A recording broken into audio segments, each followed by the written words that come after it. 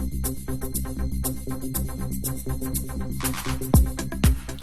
those of you who have vehicles, how often do you use your vehicles simply for convenience?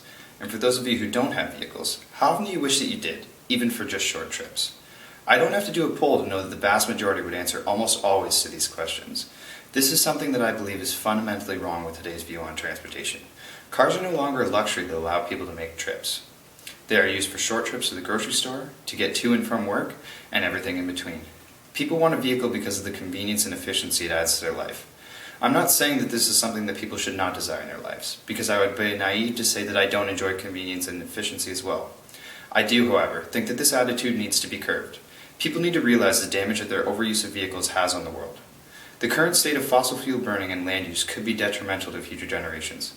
Extensive burning of fossil fuels since the Industrial Revolution has led to the depletion of the essential ozone layer, which protects humans from harmful UV rays and their effect on the climate. This reduction has led to global warming and other catastrophic climate changes. The ozone layer that is being depleted does have the ability to repair itself, though, which means that if humans can change their habits in terms of fossil fuel use, the effect of global warming could effectively be reversed. While the industrial world has seen extensive change since the discovery of global warming, the transportation industry has failed to make impactful alterations, and globally, 15% of carbon emissions come from transportation.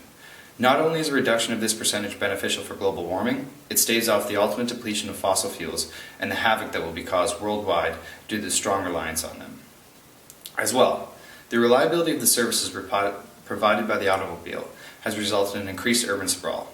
Not only does this have negative implications from burning fossil fuels, there's a substantial use of land to provide automobiles with appropriate routes. This expansion of highway routes and parking lot requirements diminishes natural habitats and alters the natural landscape. Not only directly but also indirectly by allowing suburbia to sprawl over large areas with low-rise dwellings.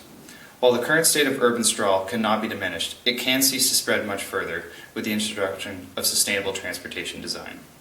Sustainable transportation is the use of walking, biking, or public transit as a substitute to personal vehicles.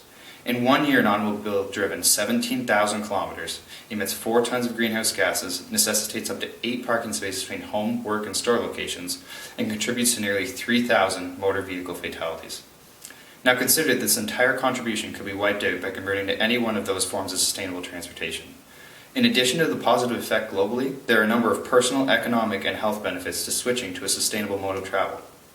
If an employee has a 20-kilometer round-trip commute, short by today's standards, the average vehicle's cost of fuel is around $540 per year.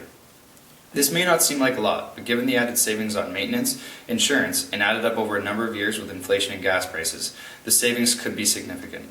This can all be done with limited sacrifices on time and convenience if the appropriate form of sustainable transportation is chosen. As far as health benefits go, walking and biking are a great way to burn calories and stay in shape while also performing necessary tasks such as commuting to work or going to the store.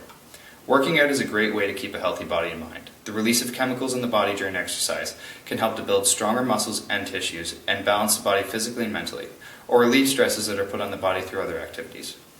Making sustainable transportation a part of everyone's life relies on the cooperation of the entire world.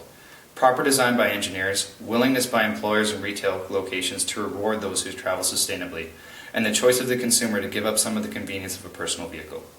This sacrifice has so many benefits to outweigh the cons. The simple question we have to ask ourselves is, are we willing to take a step in the right direction? Like anything, a world of sustainable transportation begins with an idea, grows to reality, and spreads to a new trend.